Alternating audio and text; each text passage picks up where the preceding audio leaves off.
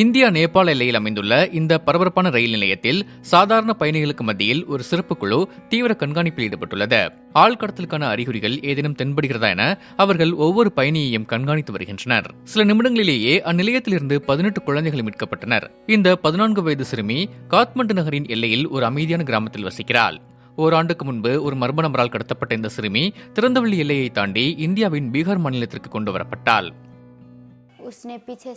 அவன் எனக்கு பின்னால் வந்தான். திடீரென்று என்னை இறுக்க பிடித்துக் கொண்டான். அதன் பிறகு என்ன நடந்தது என்று எனக்கு தெரியாது.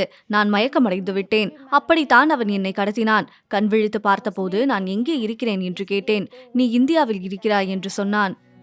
அந்த நள்ளிரவில் மட்டும் அவள் ஒரு தைரியமான முடிவை எடுக்காமல் இருந்திருந்தால் இன்று அவள் விளைபொருளாகியிருப்பாள். தன்னை கடத்தியவனின் அலைபேசியை அவள் ரகசியமாக கையிலெடுத்த அந்த நொடிதான் அவளது தலையெழுத்தை மாற்றியது.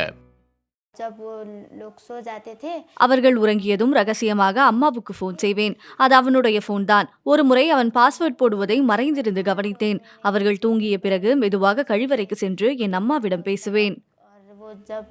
அந்த அலைபேசியின் மூலமாகத்தான் அவள் தன் குடும்பத்தை ரகசியமாக தொடர்பு கொண்டாள். அவள் சில நேரங்களில் என்னை ரகசியமாக அழைப்பாள்.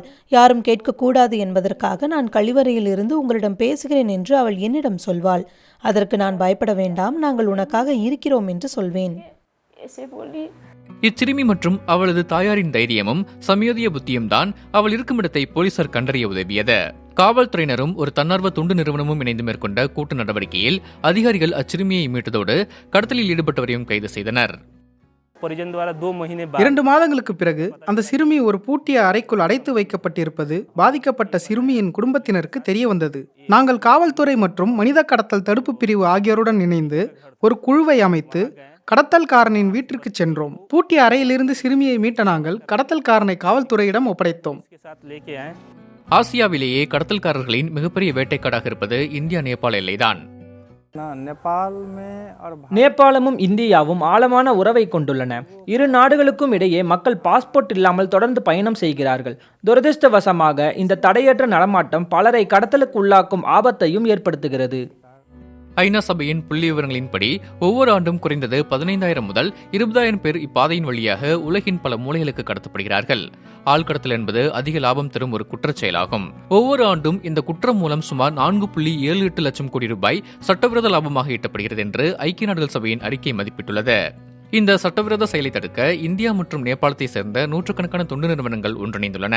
முன்னணி குழந்தைகள் உரிமை ஆர்வலரான புவன் ரிபு 100க்கும் மேற்பட்ட அமைப்புகளை ஓரணியில் திரட்டியுள்ளார். இந்த குழுக்கள் தங்கள் வலைப்பின்னலின் மூலம் தொடர்ச்சியாக தகவலை பரிமாறி கடத்தப்பட்டவர்களை மீட்பதோடு குற்றவாளிகளையும் உடனுக்குடன் தடுத்து நிறுத்துகின்றன.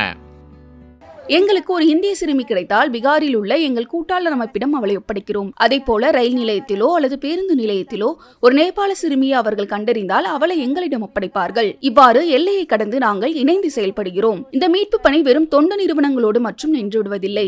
விராட் நகர் ஜோக்பானி எல்லைப் பகுதியில் நடைபெற்ற இதுபோன்ற ஒரு கூட்டு நடவடிக்கையை DW குழு நேரில் கண்டது. கடத்தலுக்கு ஆளாகக்கூடியவர்களை அவர்கள் எல்லையை கடப்பதற்கு முன்பே அடையாளம் காண அதிகாரிகள் இங்கு ஒன்றிணைந்து செயல்படுகின்றனர்.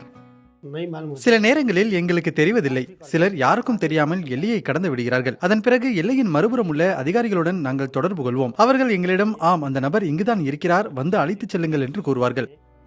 காவல்துறை மற்றும் தொண்டு நிறுவனங்கள் இணைந்து மேற்கொண்ட இதுபோன்ற அதிரடி நடவடிக்கையின் போதுதான் இக்கதையின் மையமான சிறுமியும் இறுதியாக மீட்கப்பட்டாள். இப்போது அவள் தன் குடும்பத்தினரின் அரவணைப்பில் பாதுகாப்பாக இருக்கிறாள். இந்த சிறுமி கடத்தல்காரர்களிடமிருந்து தப்பித்தாலும் அவள் அனுபவித்த அந்த வேதனையின் தாக்கம் ஒவ்வொரு நாளும் அவள் வாழ்க்கையை தொடர்ந்து அச்சுறுத்திக் கொண்டேதான் இருக்கிறது.